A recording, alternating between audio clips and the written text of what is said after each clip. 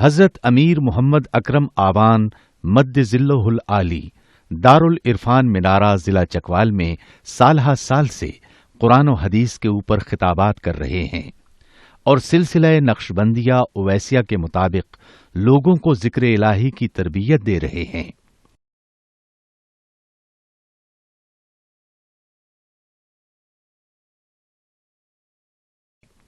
وہ قرآن پاک کی تفسیر ترتیب وار بیان کر رہے ہیں۔ تفسیر قرآن کو وہ موجودہ ملکی اور بین الاقوامی حالات کے مطابق بیان کرتے ہیں۔ موٹر وے سے کلر کہار کے انٹرچینج سے نکلتے ہوئے کلر کہار کی جھیل سے ہوتے ہوئے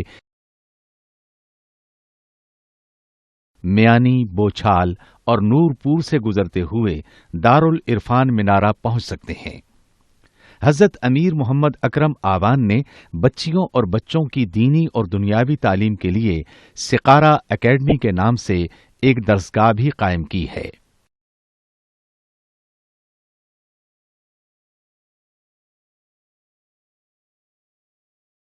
جس کا افتتاح ملک پاکستان کے صدر جنرل محمد ضیاء الحق نے اپنے دست مبارک سے کیا تھا۔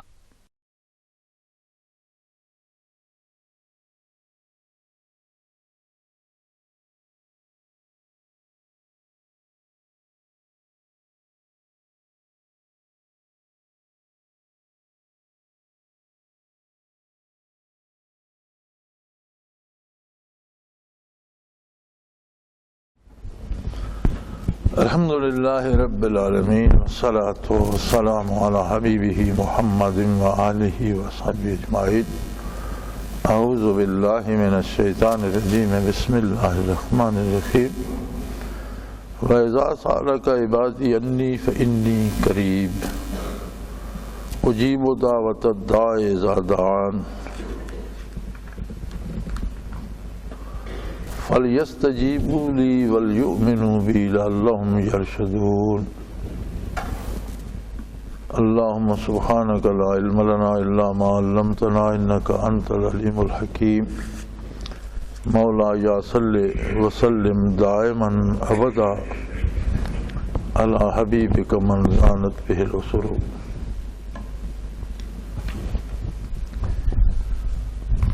تمام احکام شریعت اور تمام عبادات سب کا حاصل اور سب کا ثمر یہ ہے کہ قرب الہی حاصل ہو، اللہ کی رضا نصیب ہو، اللہ کریم راضی ہو اور انسانی زندگی اپنا مقصد اور اپنا حاصل پا لے۔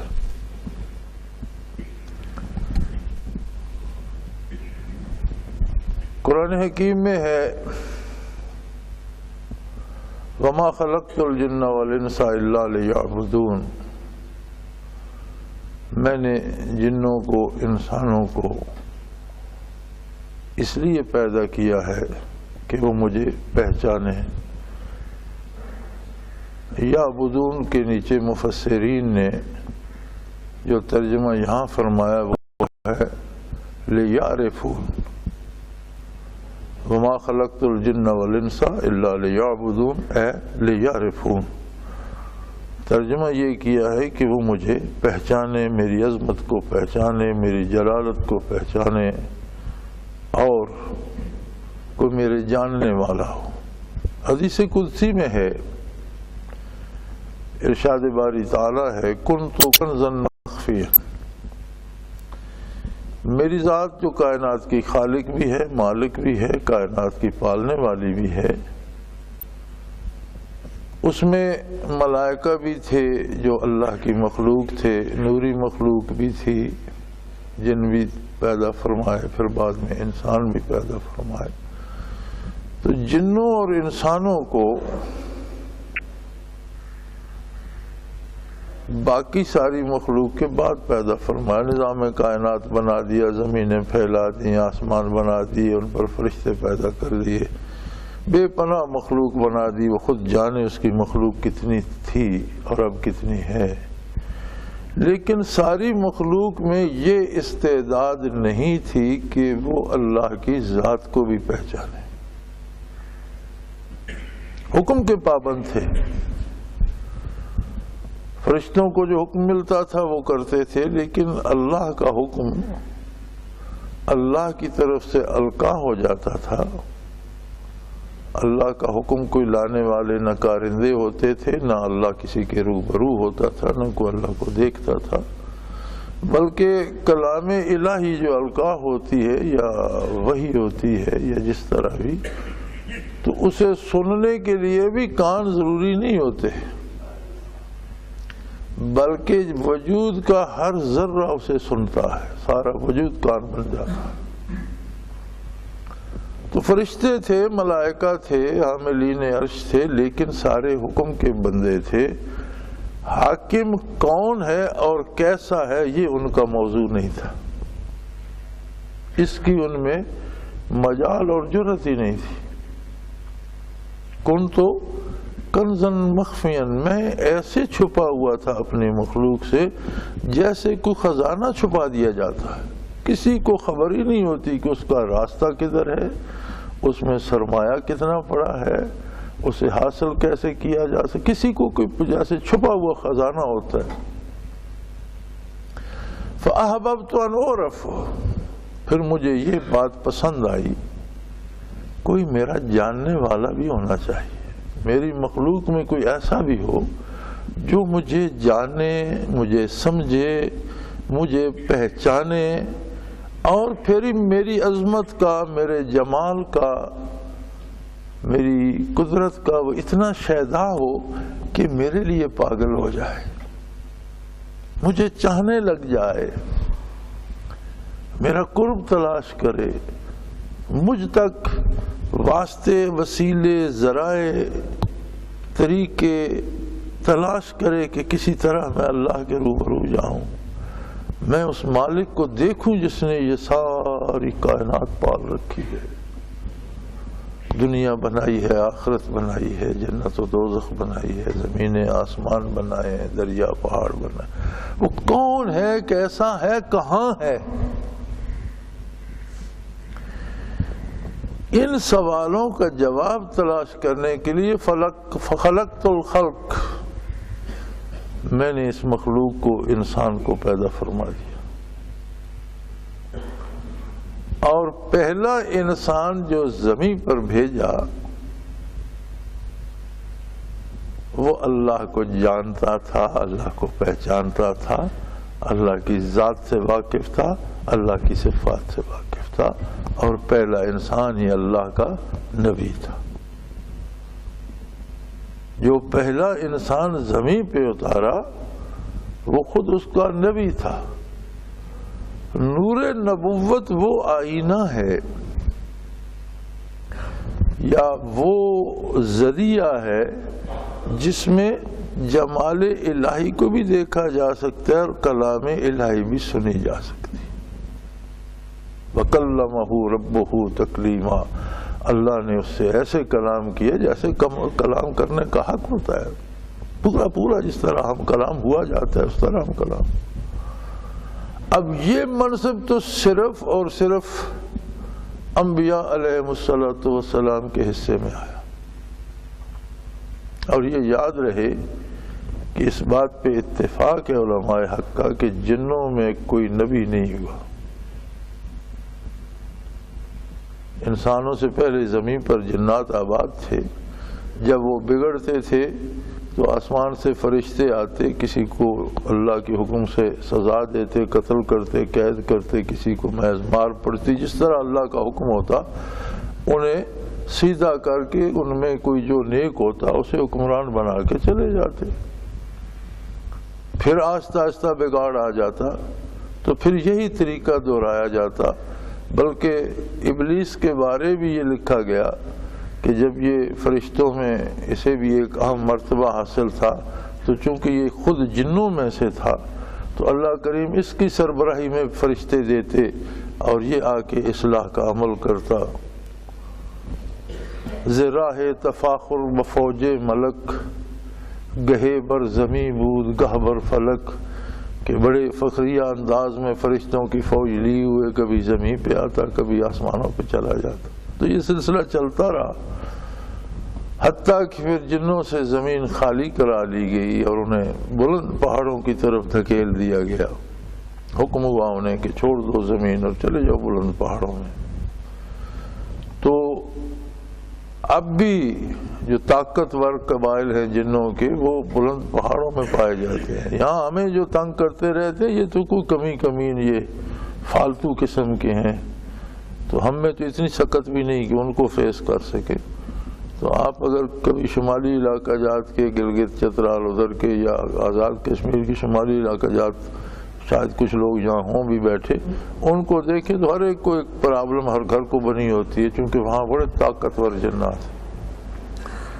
زمین خالی کرا کے آدم علیہ نبینا علیہ الصلوۃ والسلام کو اتارا گیا اور نسل انسانی شروع ہوئی، اور پہلا انسان اس مخفی خزانے کے جاننے والا تھا، اس راستے سے بھی آگاہ تھا جس راستے سے وہاں تک پہنچا جا سکتا ہے.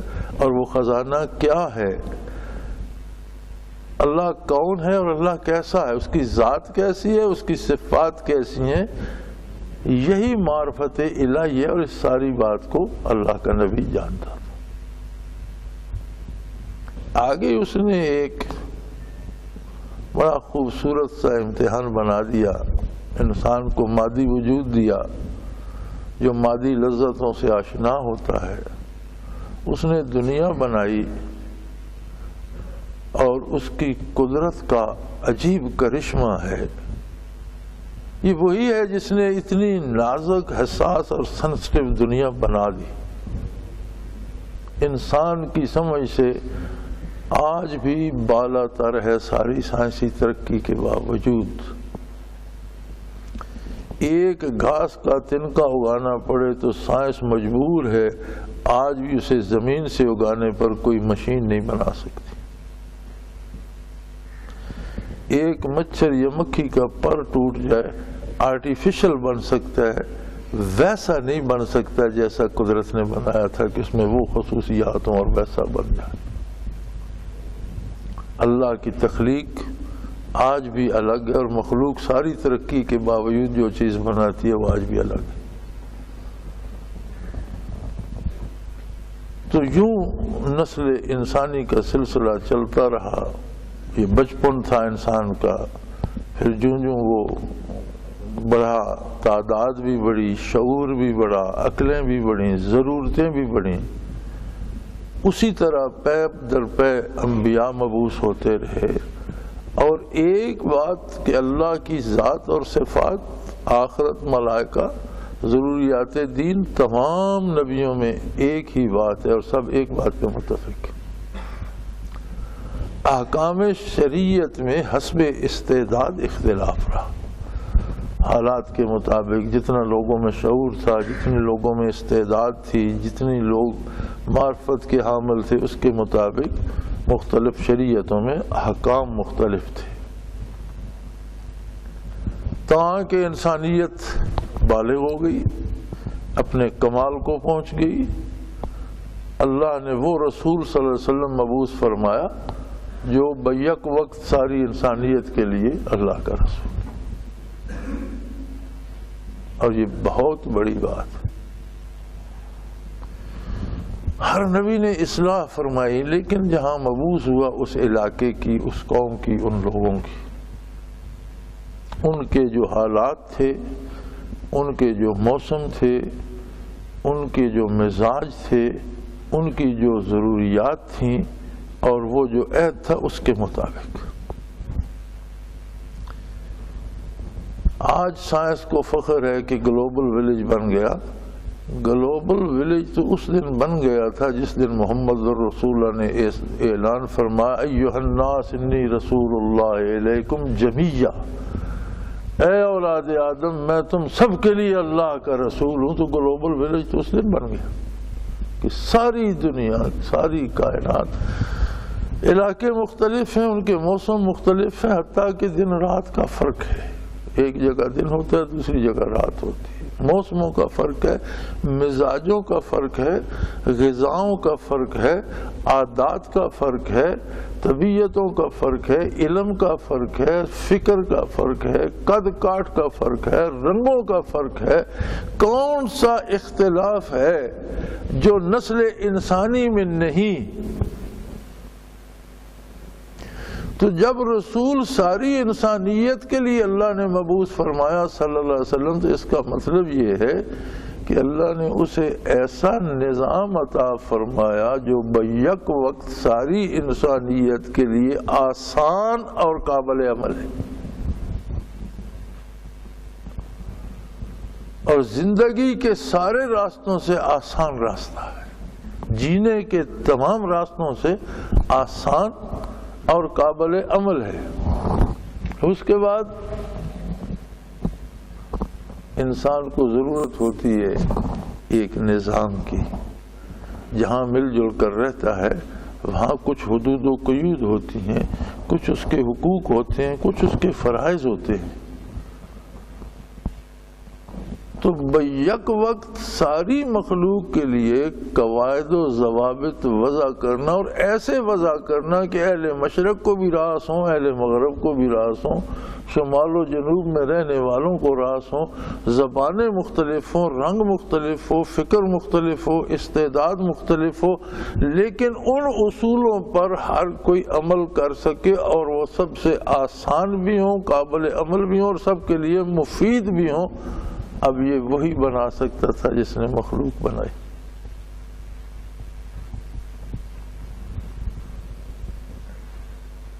پھر ایک پہلو اس کا اور بھی ہے، جب حضور اکرم صلی اللہ علیہ وسلم مبعوث ہوئے اس وقت کے لیے، یہ 100 سال کے لیے، 50 سال کے لیے ایک عالمی نظام بن جاتا، یہ تو قیامت تک کے لیے ہے، یعنی کتنی تبدیلیاں کائنات میں آئے ہیں۔ نظام یہی ہے۔ تبدیلیاں کیا آتی ہیں؟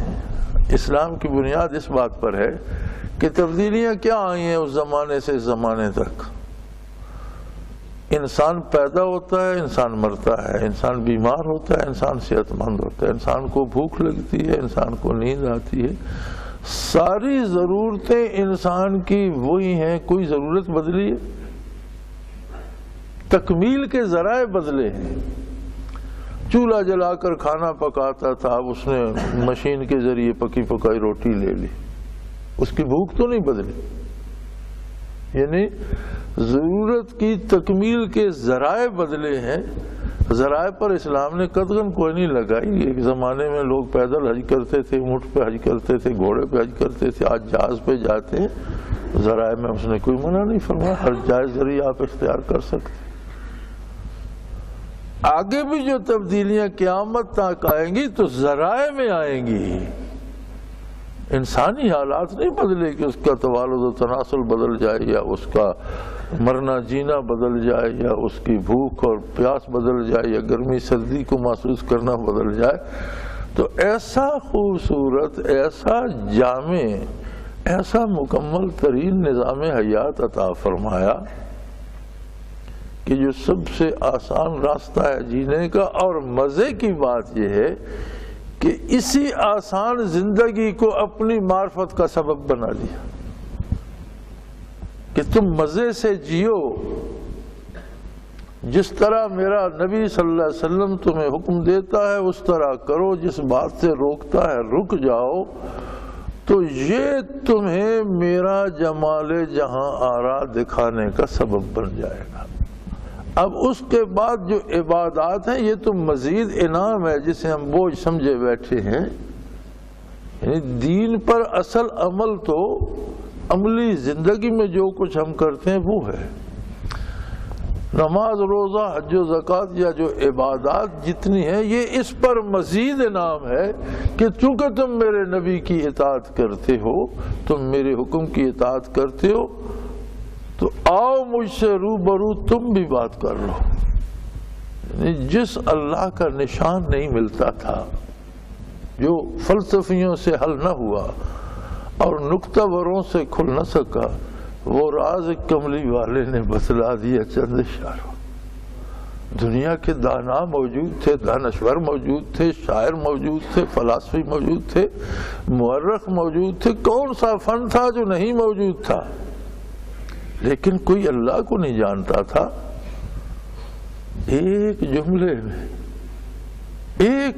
میں ساری پہچان کرا دی، لا الہ الا اللہ، اور اس ساری کا سبب ہے محمد الرسول اللہ۔ کر دیا ہم سکون بندوں کو خدا سے تو نے۔ اب جب آدمی بازار میں، زندگی میں، میدان میں، کاروبار میں، دوستی دشمنی میں اللہ کے حبیب صلی اللہ علیہ وسلم کی پیروی کر کے آتا ہے، پھر اللہ کی حضور دست بستہ اللہ اکبر کہہ کر ساری کائنات سے کٹ جاتا، پھر اللہ سے بات کر رہا ہوتا ہے۔ حضور نمازی کے بارے حضور اکرم صلی اللہ علیہ وسلم فرماتے ہیں فَإِنَّهُ يُنَاجِي رَبَّهُ، اپنے رب سے سرگوشیاں کر رہا ہے، اسے ڈسٹرب مت کرو، اسے مت چھیڑو، اس کے آگے سے نہ گزرو، شور نہ کرو، وہاں سے بات کرنے کا۔ کہاں وہ مشت غبار اور کہاں وہ ذات عالی؟ ہر بندے کو محمد الرسول اللہ نے، ہر امتی، ہر ماننے، ہر کلمہ گو کو اللہ سے بات کرنے کی اجازت عطا اور توفیق دے دی۔ اب مزے کی بات یہ ہے کہ یہ ساری باتیں جو میں کہہ رہا ہوں، یہ ساری ہمارے تجربے میں کیوں نہیں آتی جب یہ حق ہیں؟ میں قرآن مجید کھول کر بیٹھا ہوں، منبر رسول پہ بیٹھا ہوں، مسجد ہے اللہ کا گھر ہے اس میں بیٹھا ہوں، باوضو بیٹھا ہوں، میرے سامنے قرآن اللہ کا کھلا ہوا پڑا ہے، میں جھوٹ تو نہیں بول رہا ہوں، حوالے دے رہا ہوں محمد رسول اللہ کے ارشادات کے، قرآن کی آیات کے۔ تو جو سچ میں کہہ رہا ہوں یہ سچ ہم نے کبھی فیل ہی نہیں کیا۔ ہم نماز پڑھتے ہیں تو ہمیں جلدی ہوتی ہے، اٹھے بیٹھے سجدے پورے کریں اور گئے بھاگ گئے، وضو کرتے ہیں تو ہمیں کوئی مزہ نہیں آتا وضو کرنے میں، کوئی آدھا بازو گیلا، آدھا خشک رہ گیا، کچھ ٹوٹل پورا کیا جو رکن ہے اور ہم بھاگ گئے۔ آپ بیٹھ جائیں کسی مسجد میں، لوگ آتے ہیں سنتیں ادا کرتے ہیں، نوافل ادا کرتے ہیں، آپ بیٹھ کے دیکھیں بہت کم لوگ ہوں گے جو رکوع پورا کریں، بہت کم لوگ ہوں گے جو سکون سے سجدہ کریں، ایسے جیسے پیچھے کوئی پولیس لگی ہوئی ہے اور اس نے ٹوٹل پورا کرنا ہے بھاگ دوڑ کے۔ یہ کیا جو میں بات کہہ رہا ہوں کہ وہ اللہ سے ہم کلام ہے، جو ہم دیکھتے ہیں وہ یہ ہے کہ وہ جان چھڑا رہا ہے کہ میں یہاں سے بھاگوں کیسے۔ یہ عجیب بات ہے میرے بھائی۔ نبی جو ہوتا ہے وہ دو چیزیں لاتا ہے، ایک ہوتی ہیں تعلیمات نبوت، یہ سارا اللہ کون ہے، اللہ کیسا ہے، اللہ کہاں ہے، اللہ کس بات پہ راضی ہے، اللہ کس بات پہ خفا ہے، حلال کیا ہے، حرام کیا ہے، کیا کرنا ہے، کیا نہیں کرنا، عبادت کیسے کرنی ہے، نماز کیسے پڑھنی ہے، اس میں پڑھیں گے کیا، تسبیحات کیا ہوں گی، رکوع و سجود کیا ہے، رکعتیں کتنی، یہ سارا کیا ہے تعلیمات نبوت۔ ایک بات اور ہوتی ہے، یہ ساری چیزیں زبانی ہوتی ہیں، کلام میں ہوتی ہیں، لکھی جاتی ہیں، پڑھی جاتی ہیں۔ ایک بات اور ہوتی ہے، وہ ہوتی ہیں برکات نبوت۔ نبی کے قلب اطہر میں جو کمال ہوتا ہے جمال الہی کو دیکھنے کا اور اللہ کے قرب کی کیفیات کو محسوس کرنے کا، وہ ہوتی ہیں برکات نبوت۔ بات تب بنتی ہے جب تعلیمات نبوت بھی ہوں اور برکات نبوت بھی ہوں۔ تعلیمات پر عمل کرے اور دل میں برکات ہو تو وہ جو سجدہ کرتا ہے وہ اور سجدہ ہوتا ہے۔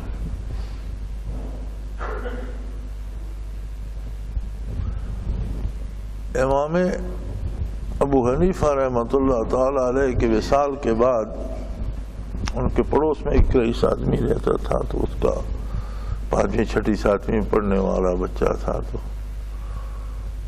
تو اس نے کہا ابا یہ ہمارے پڑوس میں ایک بڑا خوبصورت ہوتا تھا ستون بنا ہوا، کبھی رات کو آنکھ کھلتی یا سحری کو آنکھ کھلتی تو یہاں ایک ستون ہوتا تھا، تو وہ آج کل تو نظر نہیں آتا۔ اس کا بیٹا وہ ابو حنیفہ تھے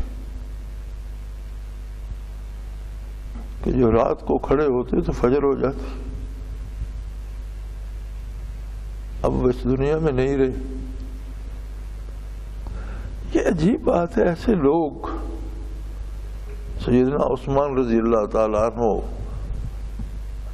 وتر کی 1 رکعت نماز پڑھا کرتے تھے، لیکن اس 1 رکعت میں سورۃ فاتحہ کے بعد والناس تک قرآن ختم کر کے رکوع فرماتے تھے، اور کئی اصحاب کرام سے یہ ملتا ہے کہ وہ 1 رکعت میں 30 پارے پڑھ لیتے۔ کیا عجیب بات ہے، کیسے پڑھ لیتے تھے؟ ہم 2 رکوع پڑھے تھک جاتے، وہ کیوں نہیں تھکتے تھے؟ ان کے پاس وہ کیفیات بھی تھی۔ میرے بھائی، کسی انسان سے، کسی بشر سے دوستی ہو، محبت ہو اور وہ مل جائے تو رات چھوٹی پڑ جاتی ہے، تو جس کا تعلق جمال باری سے ہو اور جمال الہی سامنے ہو، اس کے لیے رات کم پڑ جاتی ہے، اس میں تو برسوں بیت جائے تو ایک سجدے میں بیت جائے۔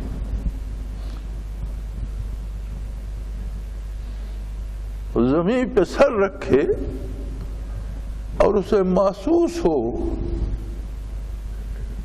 کہ جس پہ میں نے سر رکھا ہے، جس کے سامنے، اس نے مجھ پہ لطف و کرم کی نگاہ ڈالی ہے، تو کیوں سر اٹھائے گا؟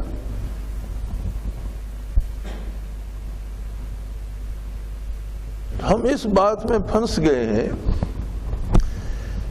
کہ کچھ تو ہم نے دین کو اہمیت ہی نہ دی،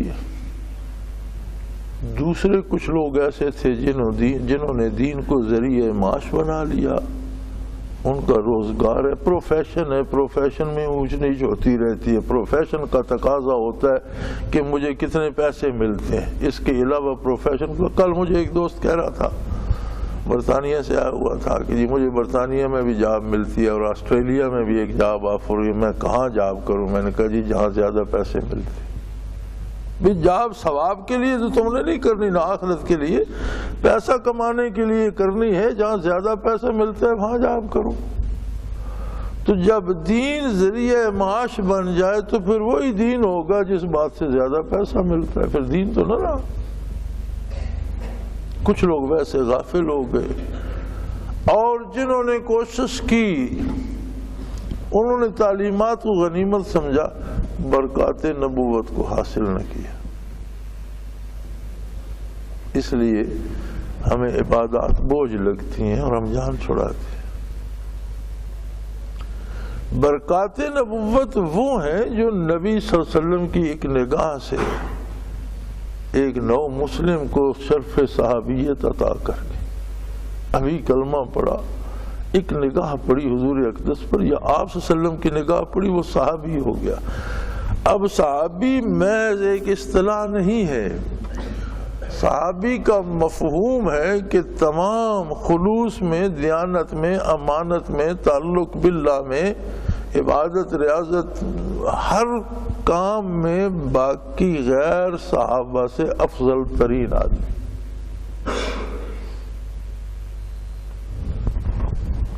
اس کے جو ذاتی کمالات یا عبادات یا اللہ نے جو اسے خود اوصاف، وہ الگ ہیں۔ یہ تو ایک نگاہ کی بات ہے، تو ایک نگاہ میں وہ اس مرتبے پر پہنچ گئے۔ وہ جو کیفیات کا سمندر موج زن تھا بحر ناپیدا کنار محمد رسول اللہ کے سینے اطہر میں، دل سے دل میں کچھ چلا گیا۔ صحابہ کے کوئی قد بدل گئے تھے، رنگ بدل گئے تھے، ولیے بدل گئے تھے؟ نہیں، وہی لوگ، وہی انسان تھے، لیکن وہ انسان وہ نہیں رہے تھے، وہ ایسے ہو گئے تھے کہ ان کے لیے اللہ نے آسمانوں سے فرشتوں کو حکم دیا کہ جاؤ ان کی جگہ جا کر لڑو، یہ میدان جنگ میں اتر آئے ہیں میری رضا کے لیے، ان کے پاس اسلحہ بھی نہیں ہے، تعداد بھی کم ہے، تو تم کس دن کام آؤ گے، جاؤ جا کر ان کی طرف سے لڑو۔ کیسے عجیب لوگ تھے یار۔ ہم تو عبادت کے لیے آتے ہیں تو ہمارے ساتھ شیطان آ جاتا ہے، اور وہ لڑائی کے لیے جاتے ہیں ان کے ساتھ فرشتے جاتے ہیں، عجیب بات نہیں ہے؟ فرق کیا ہے ہم میں ان میں؟ ہمارے پاس زبانی باتیں، ان کے پاس ساری زبانی باتیں حضور کی بھی تھیں اور حضور کے قلب اطہر کی کیفیات بھی تھی، یہ فرق تھا۔ آج بھی اگر کسی کو ذرہ ان کیفیات کا نصیب ہو جائے، صحابی کا مقام تو نہیں پا سکتا لیکن جمال باری سے محروم بھی نہیں رہتا۔ اسے کچھ نظر نہیں آتا لیکن وہ دیکھتا ہے۔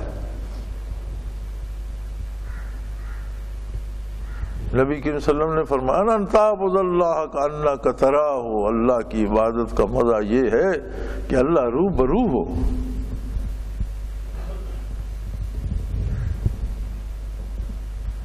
وہ ایک ہمارے لڑکپن میں ایک قوالی ہوا کرتی تھی،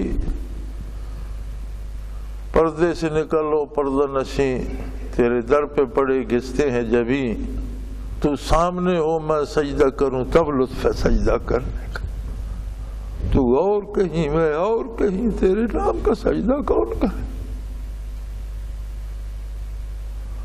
تو یہ خالی اور بے کیف سجدے بوجھ یوں ہو گئے نا جب سامنے کچھ بھی نہیں ہے۔ وہ پہلے مخفی تھا، آج بھی ہم سے مخفی ہو تو سجدے بوجھ ہی بنیں گے۔ کیا بنیں گے سجدے؟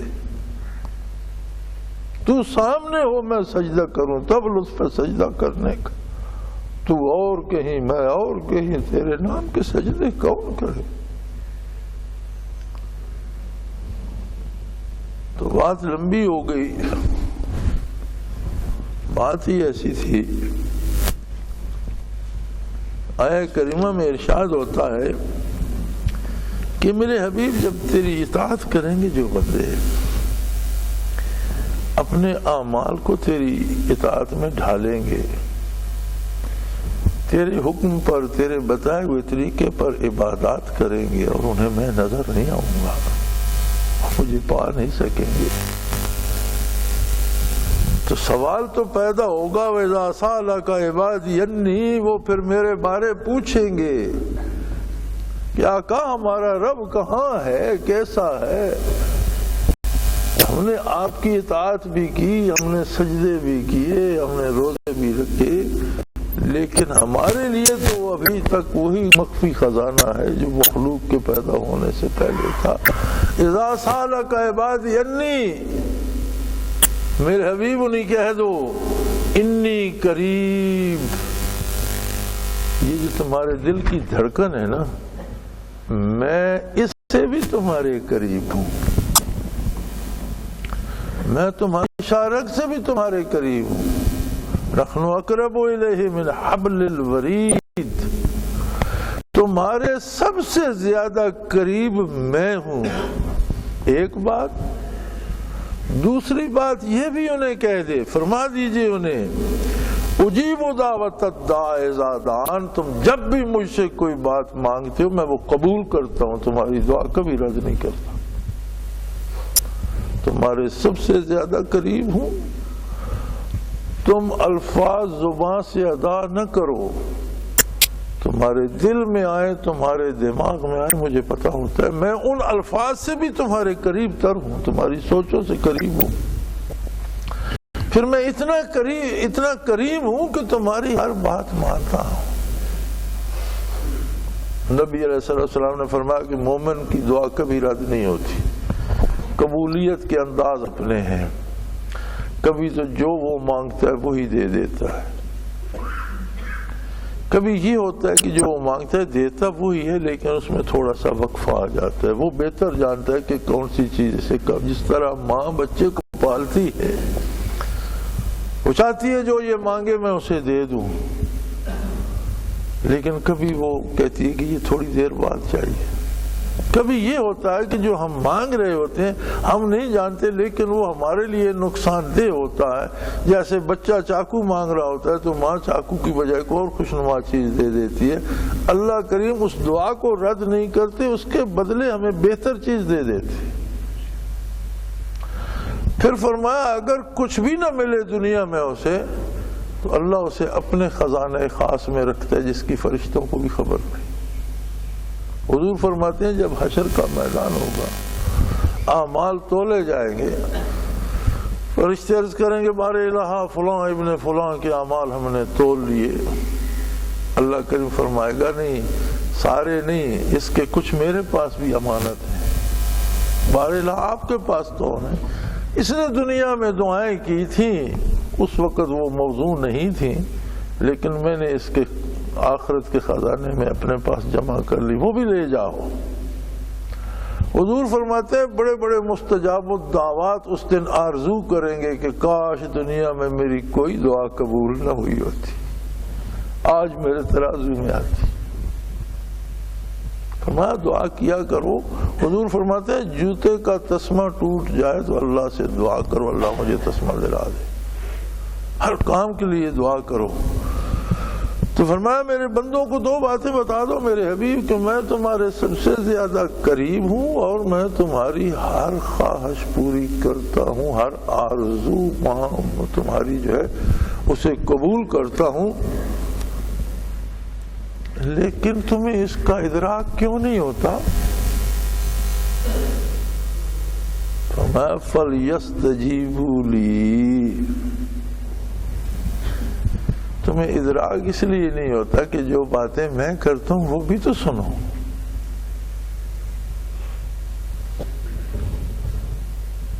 جو بات میں کہتا ہوں اگر وہ تم نہیں سنتے تو پھر جو تم کہتے ہو اس کا ادراک تمہیں کیا ہوگا؟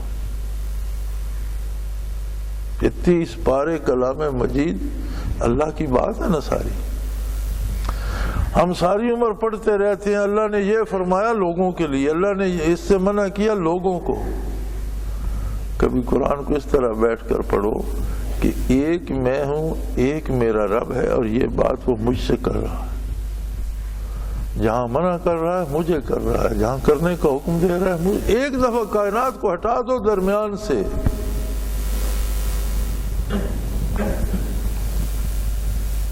ہمارے ایک مولوی صاحب ہیں یہاں، وہ جب بھی وہ جمعہ پڑھاتے ہیں تو وہ دوزخ سے ہی شروع کرتے ہیں اور دوزخ پر ہی تقریر ختم کرتے ہیں.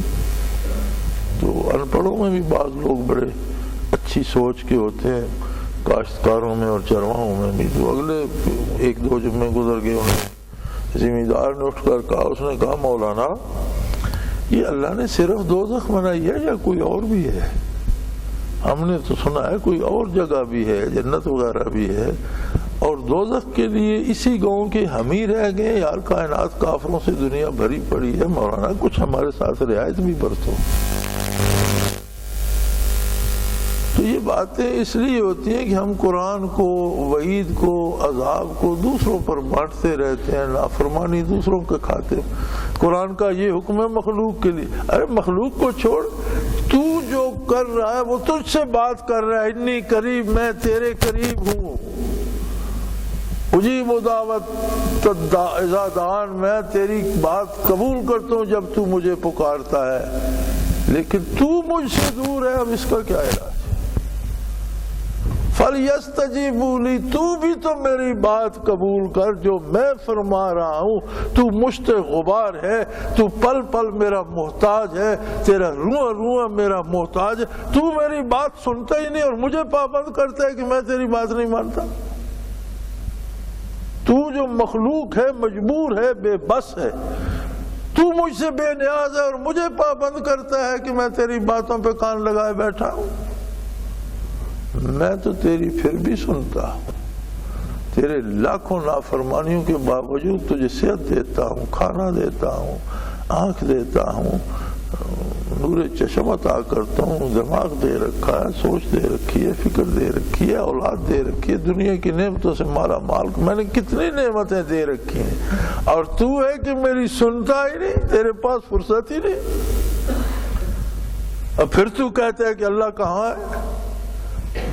جب تو میری طرف پشت کر کے کھڑا ہے اور پھر مجھ سے پوچھتا ہے کہ اللہ تو کہاں ہے، میں تو تیرے سب سے قریب ہوں، تو بھی تو میری طرف متوجہ ہو، تو بھی تو برکات محمد صلی اللہ علیہ وسلم کو سینے میں سجا کے تیرے دل کی آنکھ کھلے، تیرے سجدے، تیرے قیام، تیرے رکوع میں مزہ آ جائے، تو دعا کے لیے ہاتھ اٹھائے تو تجھے پتہ ہو کہ میرے ہاتھوں پر تجلیات باری رقصاں ہیں، کام ہو نہ ہو تجھے بات کرنے کا مزہ آ جائے۔ جنہیں یہ نصیب ہوتا ہے وہ کام کے لیے دعائیں نہیں کرتے، انہیں چسکا پڑ جاتا ہے کہ بات تو اللہ سے ہو رہی ہے، آگے جو ہوگا اس کی مرضی، جو جی چاہے اس کا کرے گا، بات تو رب العالمین سے کر رہا ہوں۔ دعا کا یہ مفہوم کیا کم ہے، یہ درجہ کیا کم ہے کہ ایک بندہ بیٹھا براہ راست اللہ کریم سے بات کر رہا ہے۔ تو فرمایا میں تو قریب تر ہوں، میں تمہاری دعائیں بھی قبول کرتا ہوں، فَلْيَسْتَجِيبُوا لِي، تم بھی تو یار میری بات سنو، وَلْيُؤْمِنُوا بِي، مجھے مان کر تو دو، مجھے مانو تو صحیح کہ اللہ بھی ہے۔ وہ قرآن نے فرمایا نا ان الصلاۃ تنہی عن الفحشاء والمنکر، نماز بے حیائی اور برائی سے روک دیتی۔ کیا خاک روکتی ہے؟ ہم سارے دکاندار نمازی ہیں، 5 نمازیں پڑھتے ہیں، تولتے کم ہیں، قیمت دگنی لیتے ہیں، چیز غلط دیتے ہیں، ہر خرابی کرتے ہیں، تو نماز ہمیں کیوں نہیں روکتی؟ بھئی نماز ہو تو روکے، اگر رسم نماز ہو تو وہ کیا روکے گی؟ اگر نماز ہو تو روکے۔ زندگی میں اللہ نے ایک بار حج فرض کیا ہے صاحب استطاعت پر، کہ جس کے پاس اخراجات ہوں، صحت بھی ساتھ دے، کوئی خطرہ بھی نہ ہو، پسماندگان کو بھی اخراجات دے آئے، اتنے پیسے ہوں، ان کا انتظام بھی ہو جائے، تو زندگی میں ایک مرتبہ حج کر لے۔ حضور اکرم صلی اللہ علیہ وسلم نے فرمایا کہ حاجی گناہوں سے اس طرح پاک ہوتا ہے جیسے آج پیدا ہوا۔ لیکن ہمارا آج کا تجربہ اس کے برعکس ہے، ہر دکاندار، ہر بیوپاری، ہر کارو جسے دیکھو حاجی ہے، لیکن الٹی چھری سے ذبح کیے جا رہا ہے۔ تو یہ کیوں نہیں ٹھیک ہوتے؟ حج نہیں ہوتا، رسم حج ہوتی ہے۔ حج ہوتا تو جانے والا بندہ اور ہوتا، اور جو مڑ کے آتا وہ دوسرا بندہ ہوتا، اس کی شخصیت بدل جاتی، اس میں محبت، پیار، کرم آ جاتا، امانت، دیانت آ جاتی، اس کی ساری لین دین بدل جاتے۔ تو فرمایا میں تو تمہارے قریب ہوں، سب سے قریب ہوں، میں تمہاری بات مانتا بھی ہوں، یہ تم ہو جو میری بات سنتے بھی نہیں ہو، مانتے بھی نہیں۔ خرابی یہاں ہے،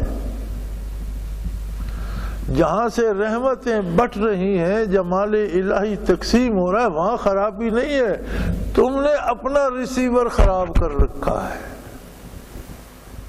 اپنے آپ کو ٹھیک کرو، اپنی سمجھ صحیح کرو، اپنے ارادے ٹھیک کرو، برکات محمد صلی اللہ علیہ وسلم سے دلوں کو سجاؤ، احکام شریعت سے کردار کو روشن کرو، اور پھر دیکھو کہ میں تمہارے ہر سجدے میں تمہیں گلے لگا لیتا ہوں، میں تمہارے ہر قیام میں تمہیں پیار کرتا ہوں، میں تمہاری ہر بات پہ تم پر اپنے انوارات و برکات برساتا ہوں۔ فرمایا میری بات مانو اور مجھے مانو، وَلْيُؤْمِنُوا بِي، اور ساری عمر کلمہ پڑھتے رہے، تم نے مجھے مان کر نہیں دیا۔ یہ عجیب بات ہے، ہم کلمہ پڑھتے ہیں، اللہ فرماتا ہے تم نے مجھے مانا ہی نہیں۔ جب کلمہ پڑھ کے مرضی اپنی کرتے ہیں تو مانا کیسے؟ ماننے کا مطلب تو یہ ہے کہ ہماری آرزویں ہماری نہ رہیں، اللہ کے احکام بن جائیں۔ اگر ہر کام ہم نے اپنی مرضی سے کرنا ہے تو مانا کس بات کو؟ فرمایا میں تو قریب ہوں، تم دور ہو۔ ہمارے ایک ڈاکٹر صاحب ہوتے تھے سیالکوٹ کے، جماعت کے ساتھی تھے، میں سیالکوٹ ٹھہرا ہوا تھا اور سحری کا ذکر ہم نے اکٹھے کیا، نماز اکٹھے پڑھی، ڈاکٹر صاحب چلے گئے، تو تھوڑی دیر میں واپس آ گئے، بڑے مزے کے آدمی تھے۔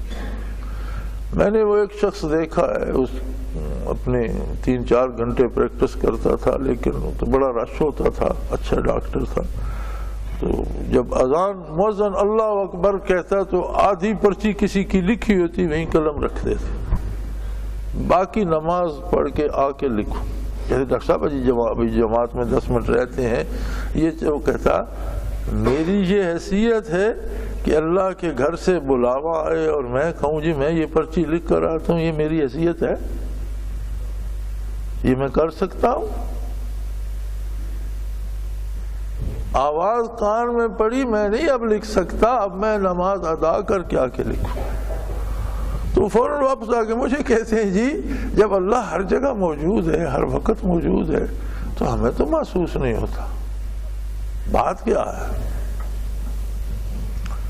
اور ان کا سوال ایسے اچانک تھا جیسے کوئی گولا پھٹ پڑتا ہے۔ میں نے عرض کی، اللہ نے مجھے سجھا دیا، میں نے کہا ڈاکٹر صاحب وجہ ہم خود ہیں، آپ کہتے ہیں میں نے پوچھا، آپ کہتے ہیں میں آیا، آپ کہتے ہیں میں نے یہ کیا، اس میں کو نکال دو، مٹا دو، اللہ روبرو ہو جائے گا، آپ کو نظر بھی آئے گا، آپ کو سنائی بھی دے گا۔ لیکن جب ہر جگہ میں موجود ہے تو پھر ہم اس میں کے پیچھے چھپے ہوئے ہیں، اللہ تو ظاہر باہر ہے۔ تو میرے بھائی بات وہی یہاں فرمائی جا رہی ہے کہ مجھے مانو تو صحیح، جب تم میں سے ہر ایک خدا بنا ہوا اور اپنی بات منوانا چاہ رہا ہے تو پھر مجھے کب مانتے ہو؟ فَلْيَسْتَجِيبُوا لِي وَلْيُؤْمِنُوا بِي لَعَلَّهُمْ يَرْشُدُونَ۔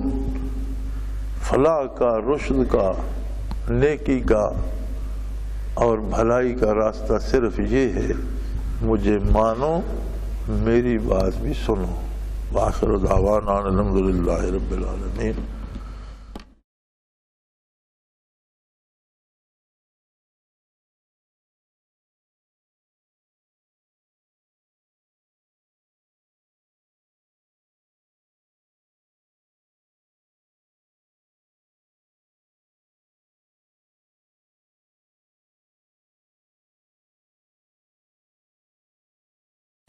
وہ تمام احباب جو اسلام کی طلب رکھتے ہیں ان سے گزارش ہے کہ دارالعرفان منارہ ضلع چکوال میں امیر محمد اکرم آوان صاحب کے خطابات سے مستفید ہوں۔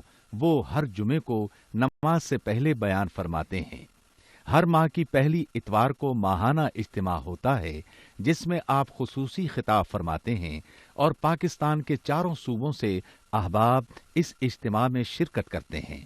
اس کے علاوہ یہاں سال میں 2 مرکزی اجتماعات بھی ہوتے ہیں، ایک رمضان المبارک میں اعتکاف کا اجتماع اور دوسرا جولائی اور اگست میں 40 دن کا اجتماع ہوتا ہے جس میں روحانی تربیت کی جاتی ہے۔